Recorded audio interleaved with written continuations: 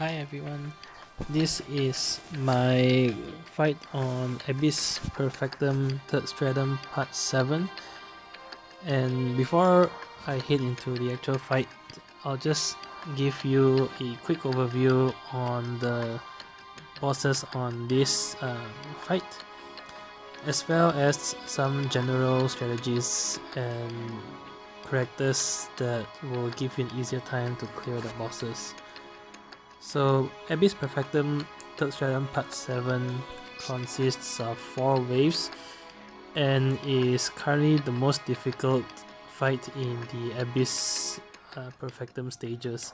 It's a quest level 190 and all 4 waves are boss monster waves, and they are actually quite tanky.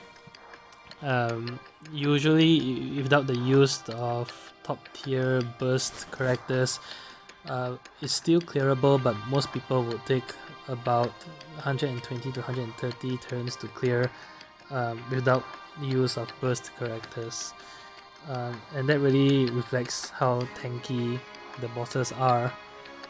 This fight is quite challenging because there are different mechanics spread across the 4 waves that you really need to prepare countermeasures for.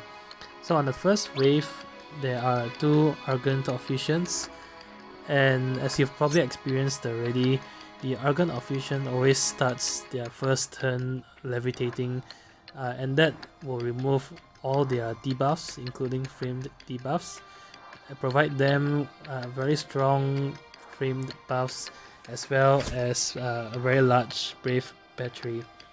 So the trick on the first wave is to really have a way to quickly shave down the Argent Officiants, and if possible remove the buffs that they grant themselves as well, which will make the fight much more manageable. On the second wave, there are 2 Marilith Glorias, and the Marilith Glorias can be dangerous because they have very strong single target brave attacks, and they also have the recast ability in the Kakara of Effacement, which is a group magic and HP attack, and they can also have another group magic attack called Advent of Trials, which inflicts the life hacks debuff on a party member, which is a HP poison debuff. It also grants itself a whole range of generic buffs after using Advent of Trials, and they also have a single target HP attack called Abyssal Whirl, which can one-hit KO a character, especially if it breaks that character. So you do need to watch out for their attacks, and preferably have characters that have the brave to tank their attacks. On the third wave is a single Osteoavis, and the Osteoavis always starts the fight with an ability called End Ball, which is a group brave and HP attack, and that also causes a range of debuffs on your party members. Beyond that, it's not that dangerous. You do need to be a bit careful with the group magic attacks, especially if the fight goes on for too long. It will then have access to the plus versions, which will have an HP attack at the end of it. So you do need to apply steady damage and hopefully bring it down before it gets too many turns. To note, the End Ball recast ability, if it gets to cast it again, it will heal some amount of HP damage as well. So this really shows that you need to try to clear it as fast as possible while still having the challenge to try to maintain some skill users for the final wave. The final wave are a pair of Sahagin Shamans, and this fight is a little bit tricky because they always start the fight with one Shaman casting an ability called Supplication for Grace, which grants a range of generic buffs to themselves, and the other will start off the fight with a group brave attack, And the other notable thing about them is that they also have a range of different HP attacks, and something to take note are the Geist's power, which is a group magic, brave, and HP attack. So at this point, if you manage to make it to the 4th wave, the key is to try to quickly use your remaining skills to burst them down, hopefully before they can recast their supplication for grace. On the 1st, 2nd, and 4th wave, you do need to try to kill both the bosses at roughly the same time, because when one is dead, the other remaining one will enrage, and that will lead to a very significant increase in the remainder bosses' stats. So some notable characters that will fulfill the code requirement and give you an easier time include characters such as Zidane. So Zidane is a blue and dagger crystal character which already fulfills 2 of the 3 codes, and if you slot in a blue dagger character, it gives you the freedom to then choose a 3rd party member of any other crystal or weapon type. Zidane can be quite useful because he has very good brave shaving capabilities, which will be helpful on the 1st wave, and he can also inflict a range of debuffs, which will help push off some of the buffs granted by the Sahagin Shaman. And of course, at the current level, or the current meta, he still does roughly respectable DPS, so he's quite a good fit for the code.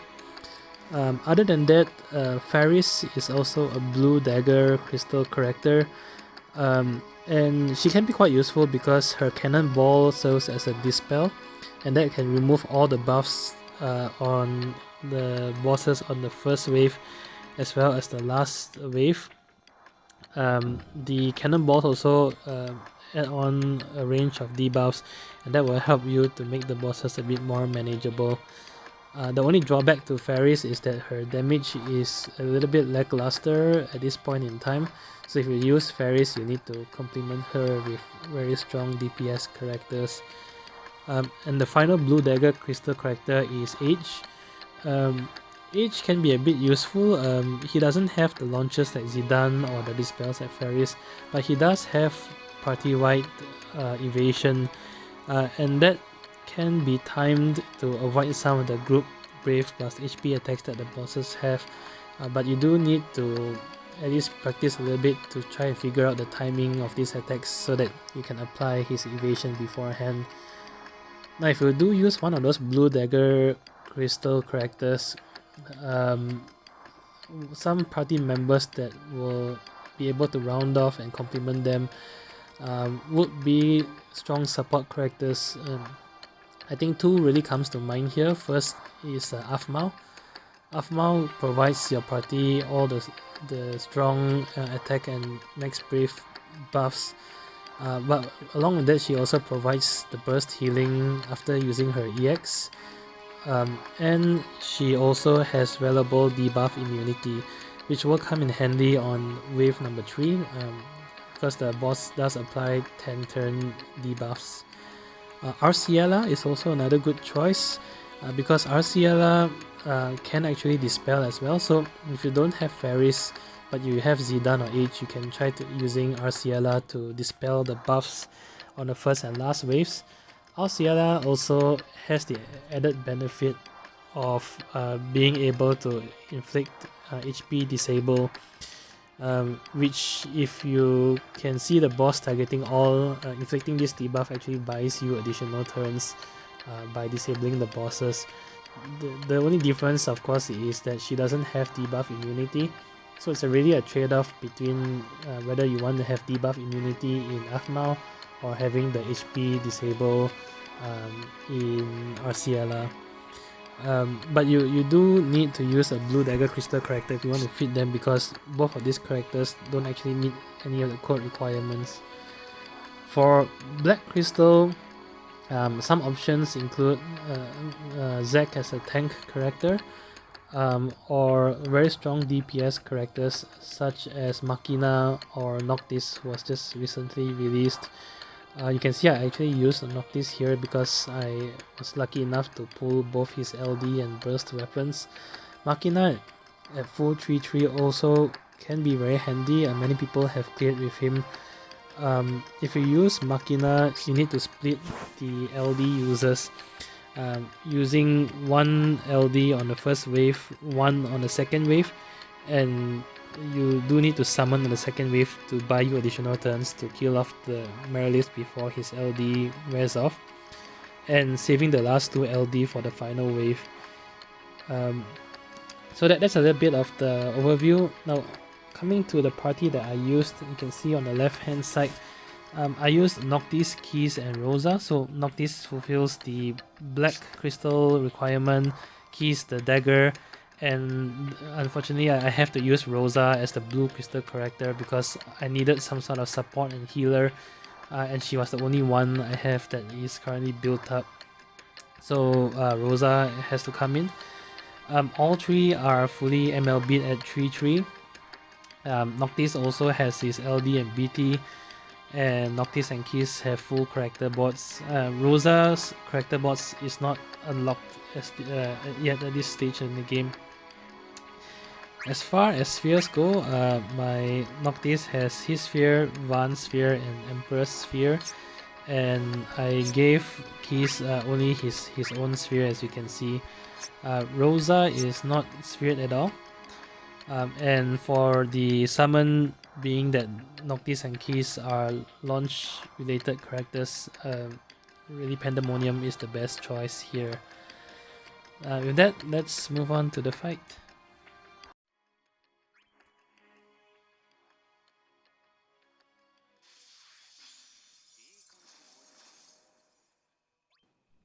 Okay, so starting on the first wave, something I realized after trying the first wave multiple times is that you do need to actually burst them down rather quickly if you are using this sort of party, and that's because without a way to dispel the Argent Officiants, they will use an attack called Globulated Crush when they are levitating, and with the Brave Regen that does sizable amount of HP damage.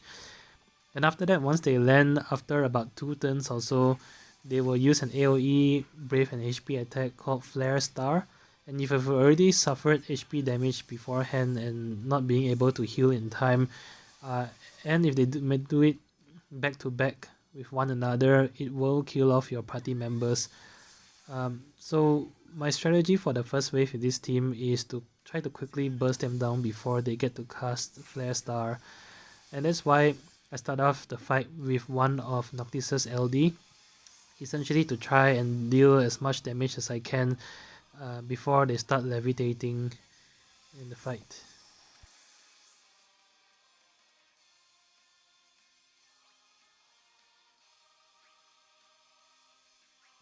So once both are levitating, they will remove Noctis's debuff, and therefore you need to apply his warp debuff again. For this reason, try to keep his shooting star at a non-plus version, because then using it applies the warp debuff on both Argent Officiants at the same time. If it's already at a plus version, it actually won't apply the debuff. Be a bit careful with Noctis's Armiger stacks. You can see here that he only has 1 turn left in his deck, so you do need to either use his LD, his plus version of his skills, or his EX to refresh the Armiger buff. So that's why I used the plus version on his turn. When they're first levitating, they're still quite easy to break even with their buffs. Keiss applies a very nice crit buff to the entire party, and either Keiss or Noctis is actually able to shave them even when they are at max brave. Just be a bit careful on the turn order, especially if you're using a lot of turn manipulation with Noctis, because there are times when I've actually made the mistake of getting hit by the assault lance and then them moving another turn immediately after, causing one of my party members to die.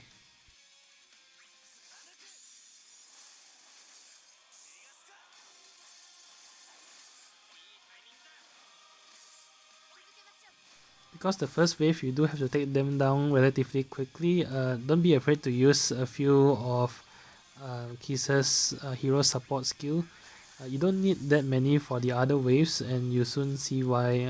You really only need to save a few for the last two waves.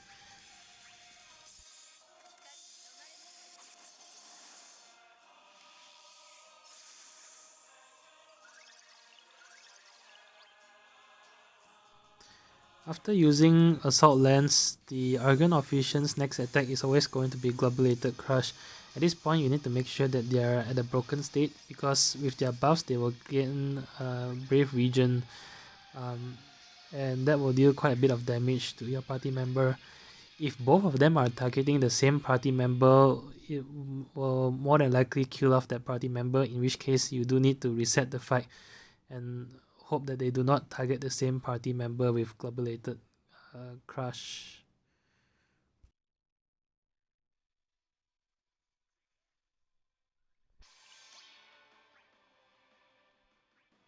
So once they've landed, they will soon be using Flare Star after about 2 turns.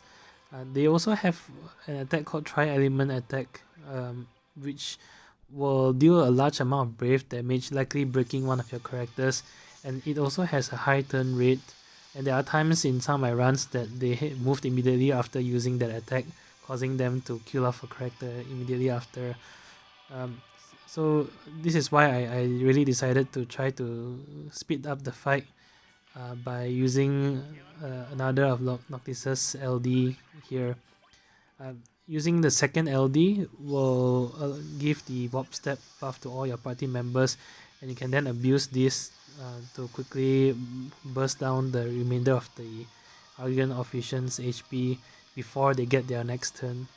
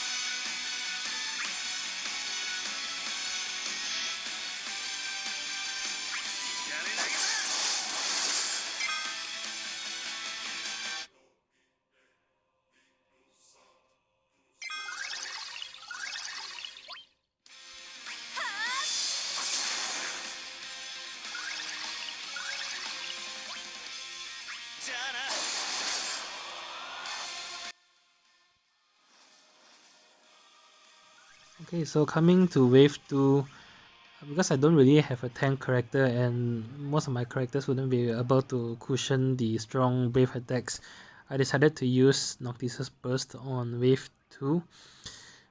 And with Keiss in the party, you really want Noctis to be able to launch as many times as possible inside his burst, because it will always have a guaranteed follow-up with both Keiss and Rosa after.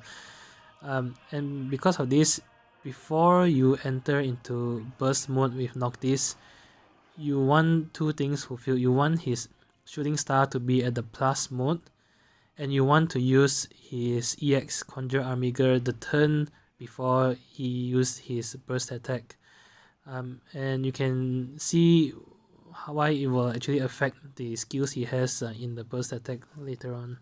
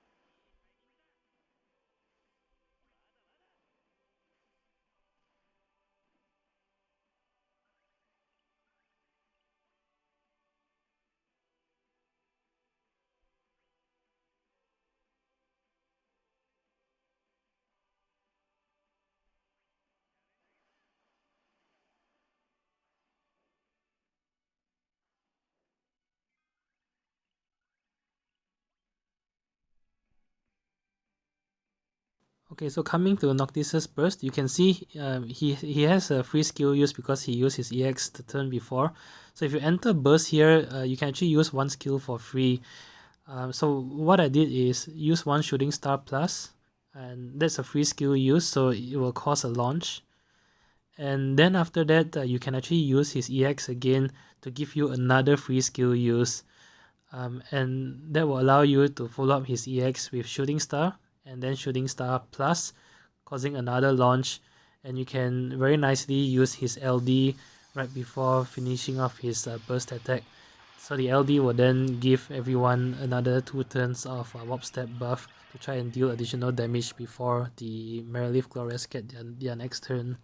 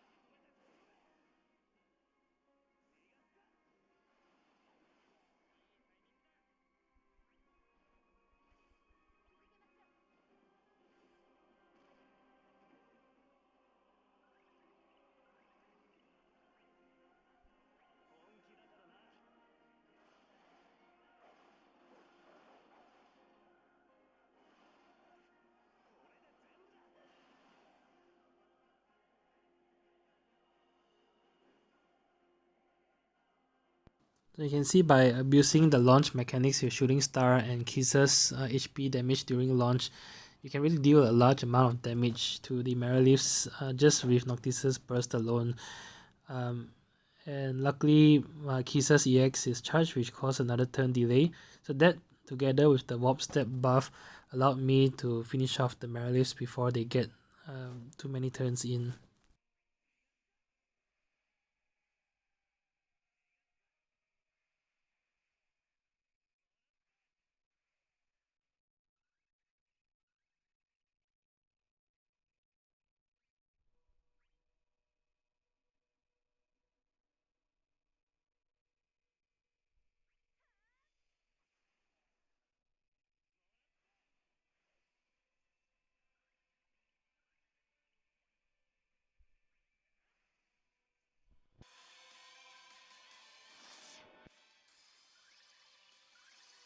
Okay, so for the third wave, the Osteoavis will always start with a full recast bar and will always start off the fight with End Ball, which is a group Brave and HP attack. So try to have Brave for your party members before it gets a turn. And for that I used Rosa's Prey, which batteries the entire party, allowing me to tank the End Ball attack pretty comfortably. I was lucky that Keiss dodged the attack as well. It wouldn't really have mattered that much. I guess the good thing is that he didn't get debuffed, but you can very comfortably finish off the fight even with all the debuffs on your characters.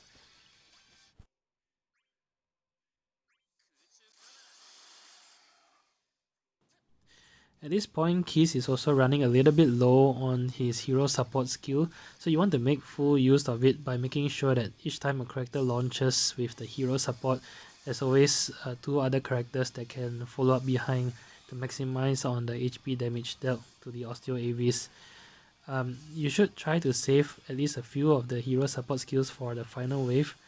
The Osteoavis itself is quite straightforward, especially with this party. You should be able to kill it off before it gets to its second end ball.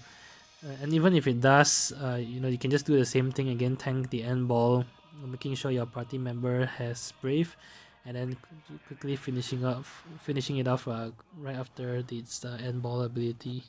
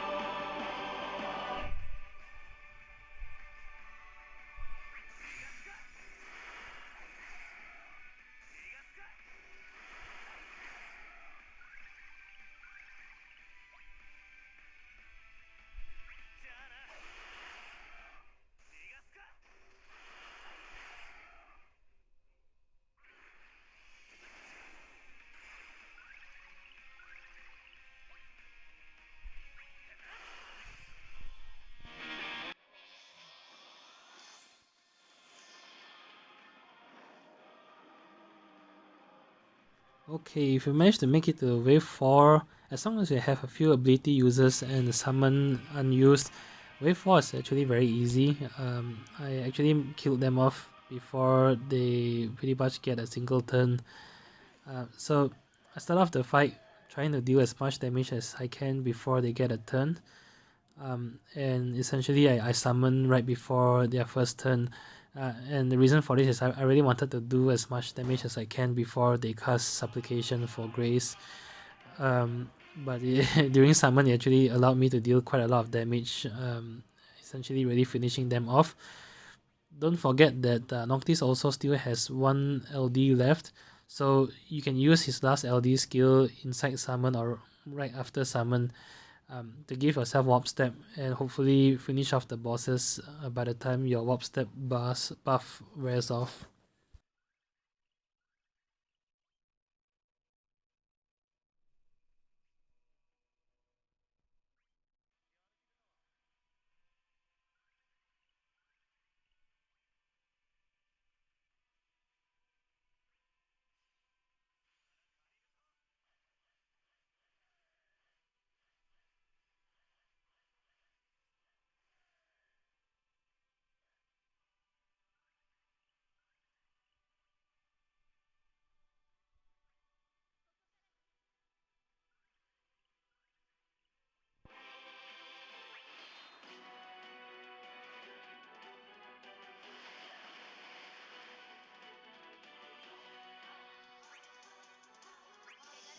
So inside summon is when you want to just burn off all of Keiss's remainder hero support skills.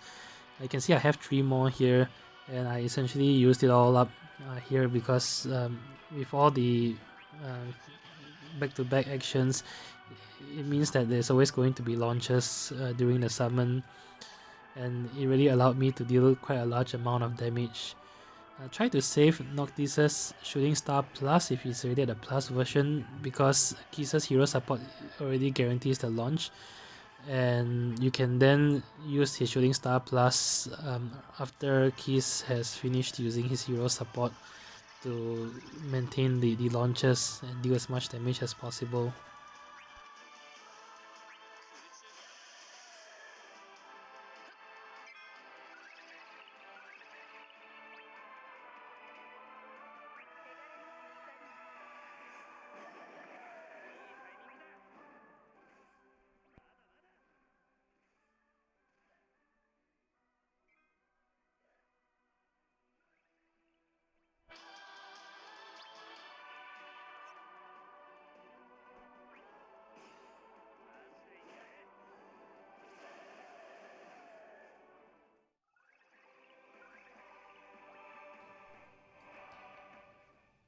So you can see here summon is over, so at this point I decided to use my last LD skill with Noctis, giving myself the warp step buff, and hopefully additional turns to quickly finish off the Sahagin Shamans.